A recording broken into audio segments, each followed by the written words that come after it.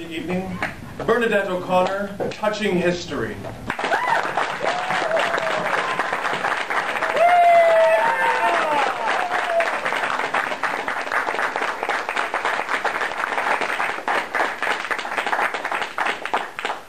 Touching History, Bernardette O'Connor. Mr. MC, ladies and gentlemen, have you ever been somewhere that made you feel like you could reach through time and touch history? Egypt is a place like that for me. Not so long ago, I had the opportunity to spend some time there. And I explored temples and tombs, pyramids and papyrus, museums, mosques and monuments. When people find out that I've been to Egypt, they will often ask me about Tutankhamun.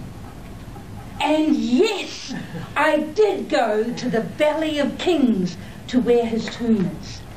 I visited the Cairo Museum and I saw his incredible golden death mask up close with my own eyes. It was a moment of awe, never to be understated. Yet it did not have as much emotional impact as my experience of the world of a different pharaoh, Ramses II, also known as Ramses the Great. My experience begins in a minivan, travelling a dusty rural road. The surroundings are dry, rugged, shabby, dilapidated, poor.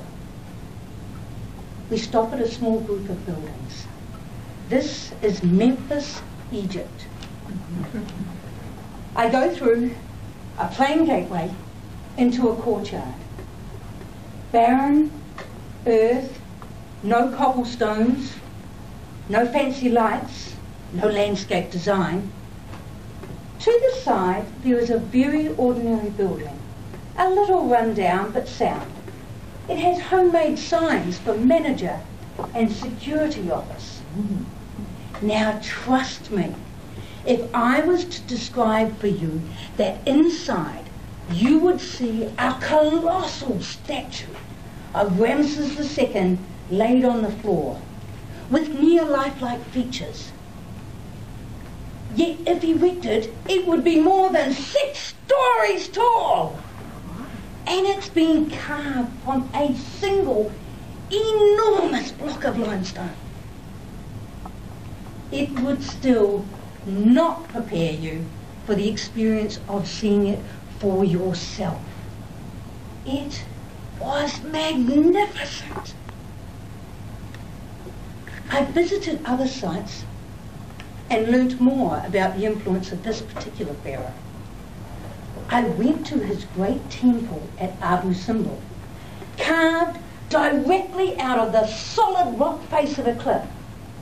A masterpiece of engineering and architectural skill. No joints, no struts, and huge.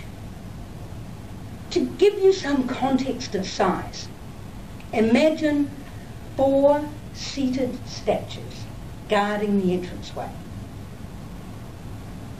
Now grow your imagination till those seated statues are 20 meters tall.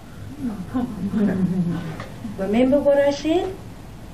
Huge. Some scholars think Ramses II an egomaniac. That his greatness was more self-proclaimed than earned. Judging by the size of his monuments, there may well be some truth in that. However, the man was also a competent military commander, a diplomat, and ahead of his years as a political leader. He negotiated peace treaties that put an end to years and years of warring. He instituted a university. called the House of Life. For ancient Egyptian physicians, magicians, scribes, astronomers, surveyors, architects, geologists, and artists, his era was a period of great prosperity. And he ruled for an incredible 67 years, from his early 20s to his natural death at 19 years of age. By the way, he also sired over 100 children.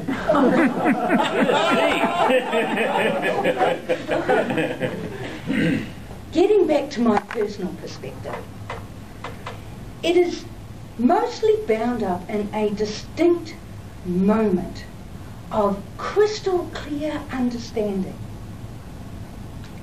A moment that created a lasting memory for me.